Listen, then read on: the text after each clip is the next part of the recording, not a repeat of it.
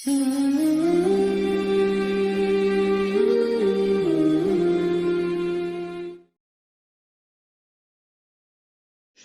اللہ کا نام لے کر جو بڑا مہربان نہایت رحم والا ہے۔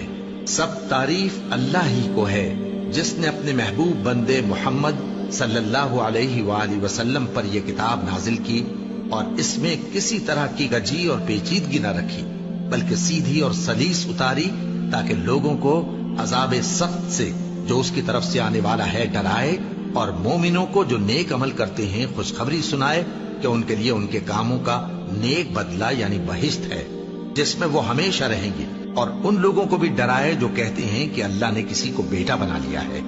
ان کو اس بات کا کچھ بھی علم نہیں اور نہ ان کے باپ دادا ہی کو تھا۔ یہ بڑی سخت بات ہے جو ان کے منہ سے نکلتی ہے، اور کچھ شک نہیں کہ یہ جو کچھ کہتے ہیں محض جھوٹ ہے۔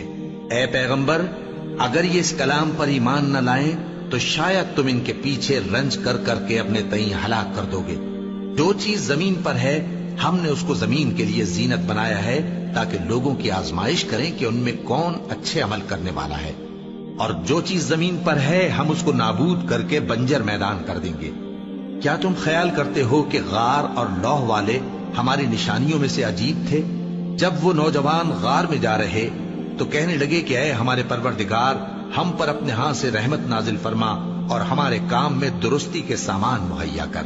تو ہم نے غار میں کئی سال تک ان کے کانوں پر نیند کا پردہ ڈالے رکھا، یعنی ان کو سلائے رکھا۔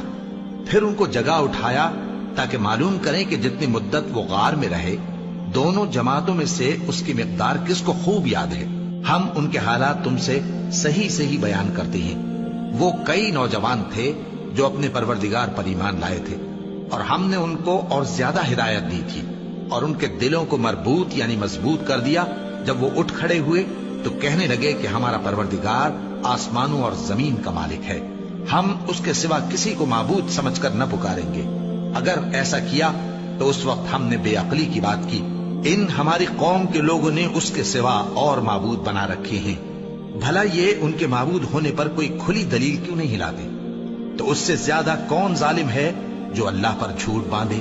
اور جب تم نے ان مشرکوں سے اور جن کی یہ اللہ کے سوا عبادت کرتے ہیں ان سے کنارہ کر لیا ہے تو غار میں چل رہو، تمہارا پروردگار تمہارے لیے اپنی رحمت وسیع کر دے گا اور تمہارے کاموں میں آسانی کے سامان مہیا کرے گا۔ اور جب سورج نکلے تو تم دیکھو کہ دھوپ ان کے غار سے داہنی طرف سمٹ جائے، اور جب غروب ہو تو ان سے بائیں طرف کترا جائے، اور وہ اس غار کے کشادہ حصے میں تھے۔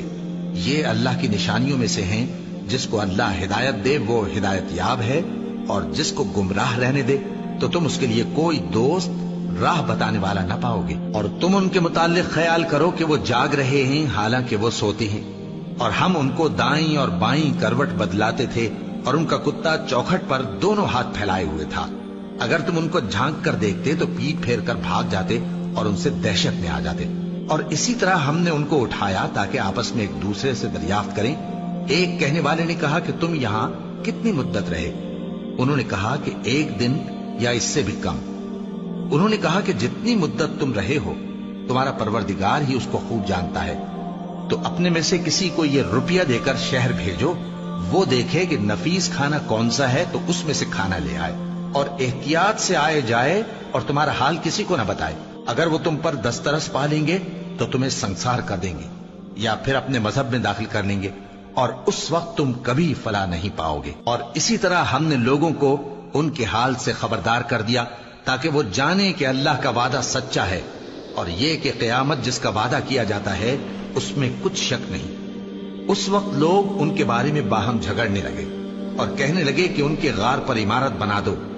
ان کا پروردگار ان کے حال سے خوب واقف ہے۔ جو لوگ ان کے معاملے میں غلبہ رکھتے تھے وہ کہنے لگے کہ ہم ان کے غار پر مسجد بنائیں گے۔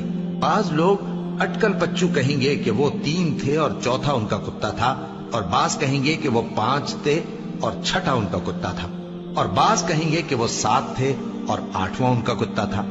کہہ دو کہ میرا پروردگار ہی ان کے شمار سے خوب واقف ہے، ان کو جانتے بھی ہیں تو تھوڑے ہی لوگ جانتے ہیں۔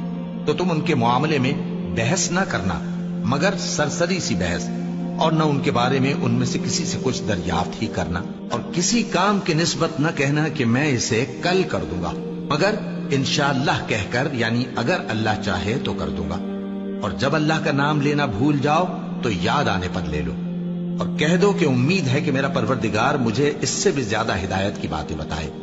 اور اصحاب کہف اپنے غار میں 9 اوپر 300 سال رہے۔ کہہ دو کہ جتنی مدت وہ رہے اسے اللہ ہی خوب جانتا ہے، اسی کو آسمانوں اور زمین کی پوشیدہ باتیں معلوم ہیں، وہ کیا خوب دیکھنے والا اور کیا خوب سننے والا ہے۔ اس کے سوا ان کا کوئی کارساز نہیں، اور نہ وہ اپنے حکم میں کسی کو شریک کرتا ہے۔ اور اپنے پروردگار کی کتاب کو جو تمہارے پاس بھیجی جاتی ہے پڑھتے رہا کرو، اس کی باتوں کو کوئی بدلنے والا نہیں، اور اس کے سوا تم کہیں پناہ بھی نہیں پاؤ گے۔